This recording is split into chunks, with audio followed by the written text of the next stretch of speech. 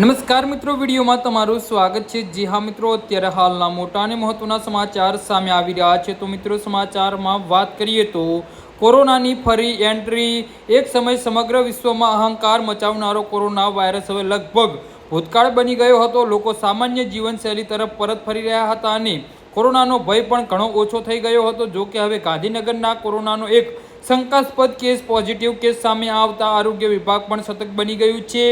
પ્રાપ્ત માહિતી મુજબ ગાંધીનગરના સરગણાસર વિસ્તારમાં રહેતી 51 વર્ષીય મહિલા તાજેતરના ઉત્તરાખંડની 4 ધામ યાત્રા પૂર્ણ કરીને પરત ફરી રહી હતી।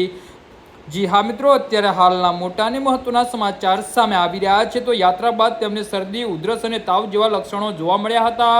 શરૂઆતમાં સામાન્ય વાયરલ ઇન્ફેક્શન હોવાનું માનવામાં આવ્યું હતું, પરંતુ તબિયત વધુ બગડતા તેમને ખાનગી હોસ્પિટલમાં દાખલ કરવામાં આવ્યા હતા। તબીબોએ સાવચેતીના ભાગરૂપે કોરોનાનો ટેસ્ટ કરાવ્યો હતો, જેના તેમને રિપોર્ટ પોઝિટિવ આવ્યો હોવાનું પણ જાણવા મળ્યું છે। ત્યારબાદ મહિલાને વધુ સારવાર અને નિરીક્ષણ માટે ગાંધીનગર સિવિલ હોસ્પિટલના આઇસોલેશન વિભાગમાં ખસેડવામાં આવી છે। હાલ તેમની તબિયત સ્થિર હોવાનું જણાવાયું છે। જી હા મિત્રો, તો આના વિશે તમારું શું કહેવું છે તો નીચે અમારી કમેન્ટ બોક્સમાં જરૂરથી જણાવજો અને અમારી યુટ્યુબ ચેનલને સબસ્ક્રાઈબ કરવાની ભૂલતા નહીં।